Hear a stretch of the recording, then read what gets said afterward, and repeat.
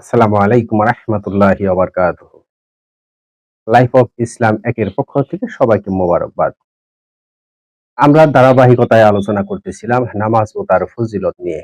এ পর্বে সরাসরি চলে যাব যারা নামাজ না পড়েন সেই নামাজের শাস্তির বিধান যে রয়েছে সেই বিধান নিয়ে আপনাদের সামনে আলোচনা করব ইনশাআল্লাহ। এ পর্যন্ত আপনারা সবাই আমাদের সাথেই থাকবেন। নবী করিম সাল্লাল্লাহু আলাইহি ওয়াসাল্লাম বলেন, আমার উম্মতের মধ্যে ৮ শ্রেণীর লোকের উপর কিয়ামতের দিন আল্লাহ তাআলার অসন্তুষ্ট থাকবে।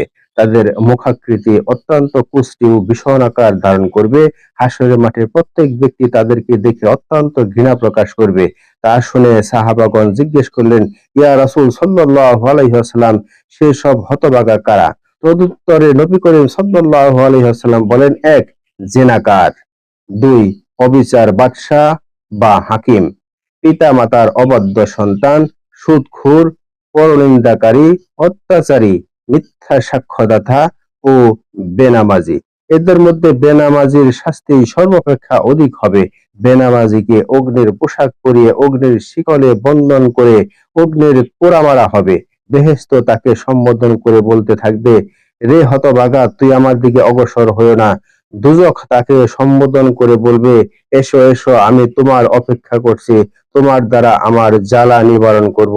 এই বলে দোজখ তার লোলুপ জিহ্বা বের করে তাকে আপন উদরে টেনে নেবেন। নবী করিম সাল্লাল্লাহু আলাইহি ওয়াসাল্লাম আরো বলেন, জাহান্নাম নামক দোজখের মধ্যে লম নামের একটি কূপ আছে, তা অসংখ্য সাপ বিচ্ছিত পরিপূর্ণ। প্রত্যেকটি সাপ এক একটা পাহাড় সদৃশ ও এক একটা বিচ্ছু হস্তি তুল্য। সে সব সাপ বিচ্ছু সর্বদা বেনামাজিকে দংশন করবে। একবার দংশন করলে ৭০ বছর পর্যন্ত ভীষণ যন্ত্রণা অক্ষুণ্ণ থাকবে, অথচ সে বিষে তথায় কারো মৃত্যু হবে না। সম্মানিত প্রিয় দর্শক, শেষ পর্যন্ত আমাদের সাথে থাকার জন্য আন্তরিকভাবে ধন্যবাদ জানাচ্ছি। আগামী পর্বে আপনাদের সামনে আলোচনা করব নামাজের প্রকারভেদ, কি কি নামাজ, কোন ধরনের নামাজ বা আমরা কি ধরনের নামাজ পড়ে থাকি সেই বিষয়ে আপনাদের সামনে তুলে ধরবো। সে পর্যন্ত লাইফ অফ ইসলামের সাথেই থাকবেন। ভালো থাকবেন, সুস্থ থাকবেন এবং সুন্দর থাকবেন। আসসালামু আলাইকুম ওয়া রাহমাতুল্লাহি ওয়া বারাকাতুহু।